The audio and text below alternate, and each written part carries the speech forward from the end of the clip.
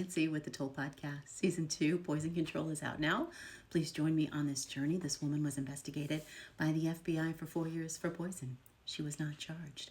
And I'm asking, did everybody get it right? Should we take another look?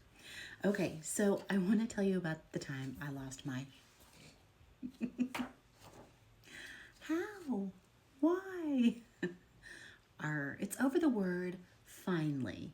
She uses the word finally so strategically.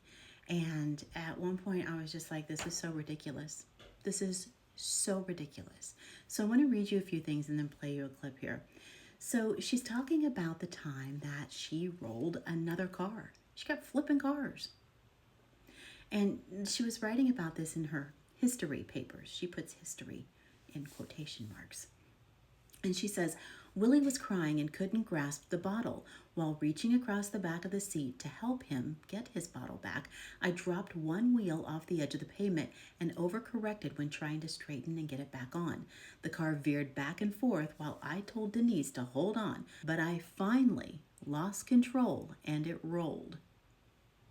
I still don't know how much, but it landed on its top, completely demolished with all windows and the windshield broken. I was on the dash between the windshield and the steering wheel. It's quite the sight. Okay, this is a reply to her old college friend.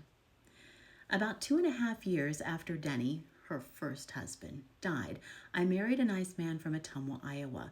We were only married for about 3.5 years when he was afflicted with a rare brain disease which caused a sudden dementia. He went completely crazy within about 3 weeks, filing for divorce, accusing me of infidelity, drugs, embezzlement, and many other things. Finally, he tried to kill me. So he was permanently institutionalized. He died a few years later.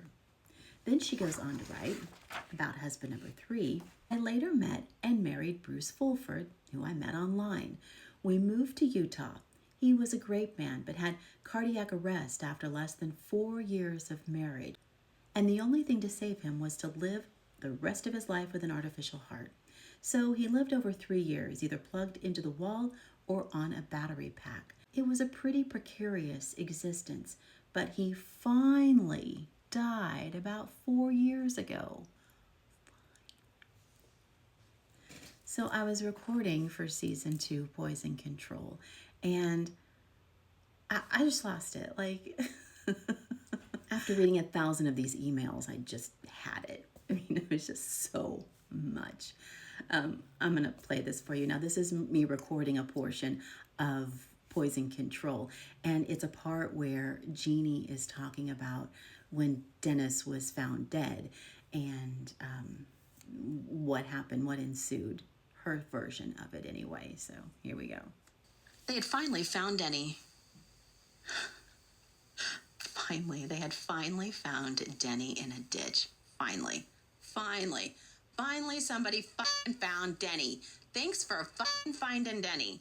Finally, somebody found him. 11:30, went to the coffee shop, but finally, next hours were even more agonizing. It's 1 hour. It's from 11:30 to 12:30, but hours go on. But finally, at about 12:30, the sheriff returned. God, they had finally found Denny in a ditch. Okay. They had finally found Denny in a ditch covered by some weeds, where he had apparently fallen after a sudden heart attack. There were no signs except that he had died instantly. Not funny. Not funny. The content isn't funny, but finally somebody found him. Season 2, Poison Control, the Toll Podcast. Please join me on this journey. Thank you for sharing the Toll. Thanks for listening to the Toll. We all have a story. I appreciate you.